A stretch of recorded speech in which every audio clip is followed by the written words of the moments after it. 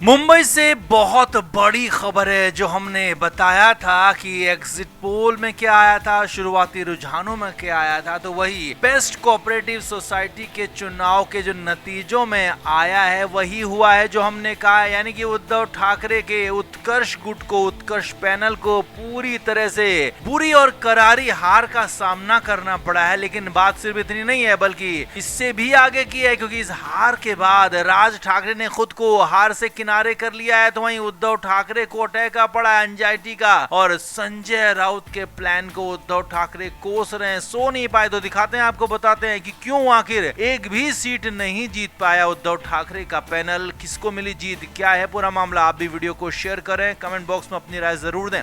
तो मुंबई में best cooperative society के चुनाव में उद्धव ठाकरे और राज ठाकरे एक साथ मिलकर चुनाव लड़ रहे थे, और पहली बार ये मौका था कि उद्धव ठाकरे और राज ठाकरे ने गठबंधन किया था। लेकिन पहली ही परीक्षा में दोनों भाई फेल नहीं हुए हैं, बल्कि बुरी तरीके से फेल हो गए हैं। इनको एक भी नंबर नहीं मिला, यानी कि एक भी सीट नहीं जीत पाई। 21 सीटों पर ये चुनाव हुआ था। 19 अगस्त की देर रात नतीजों को जारी किया तो उद्धव ठाकरे और राज ठाकरे के उत्कर्ष पैनल को एक भी सीट नहीं मिली, और इसमें 9 साल से जो उद्धव ठाकरे की सत्ता चल रही थी उसका खात्मा हो गया। यही नहीं, हैरानी की बात ये थी कि सबसे कम चर्चा में रहे शशांक राव पैनल का सबसे बेहतरीन प्रदर्शन रहा। शशांक राव पैनल को 14 सीटें मिली, तो बीजेपी के सहकार पैनल को 4 सीटें, शिंदे गुट के पैनल को 2 सीटें, तो SC ST यूनियन को 1 सीट मिली, और शिवसेना UBT MNS का गठबंधन जहां पर था वो था उत्कर्ष पैनल, वो 0 सीटों पर आ गया।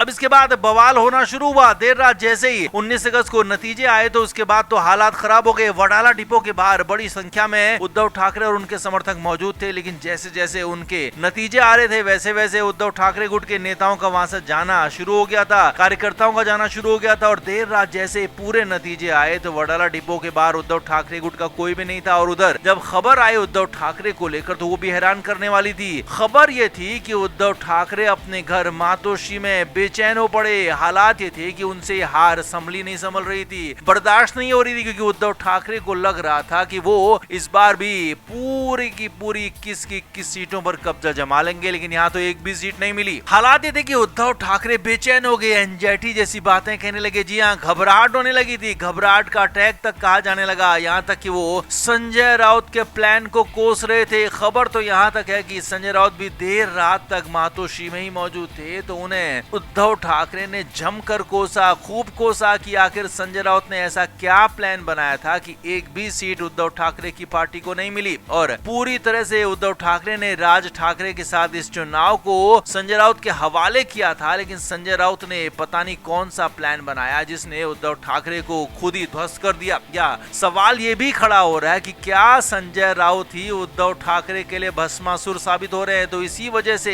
इन्हीं बातों को सोच सोच कर उद्धव ठाकरे परेशान थे और उन्हें एंजाइटी अटैक तक आ गया। रात भर उद्धव ठाकरे सो नहीं पाए। जी हाँ, मातोश्री से सुबह सुबह ये खबर भी आई है कि रात भर उद्धव ठाकरे सो नहीं पाए, उनके लिए हालात बेहद मुश्किल हो गए थे। और कंडीशन ये थी कि उद्धव ठाकरे अब इस हार को न सिर्फ पचा पा रहे हैं, बल्कि उद्धव ठाकरे के लिए आगे की मुश्किल और बढ़ गई है कि BMC चुनाव में अब क्या होगा। राज ठाकरे के साथ गठबंधन का जो बड़ा दांव खेला था वो तो फेल हो गया, तो अब BMC चुनाव में क्या होगा, कैसे वहां जीत मिलेगी, इसे लेकर बार बार सोच सोच कर उद्धव ठाकरे परेशान थे। क्योंकि बेस्ट कोऑपरेटिव सोसाइटी का चुनाव उतना बड़ा चुनाव नहीं था, लेकिन ये संकेत था, ये आगे के लिए रणनीतिक पहल थी उद्धव ठाकरे और राज ठाकरे की। लेकिन दोनों ही यहाँ पर फेल हो गए, तो इसके बाद उद्धव ठाकरे के लिए अब आगे मुश्किलें और ज्यादा बढ़ने वाली है। तो आप इस पर क्या कहेंगे? उद्धव ठाकरे के पैनल का पूरी तरह ध्वस्त होना क्या दिखाता है, क्या संकेत है? क्या उद्धव ठाकरे के लिए अब महाराष्ट्र के साथ साथ मुंबई में भी जमीन नहीं बची है? आप क्या कहते हैं? कमेंट करके जरूर से जरूर बताएं, वीडियो को शेयर भी करें।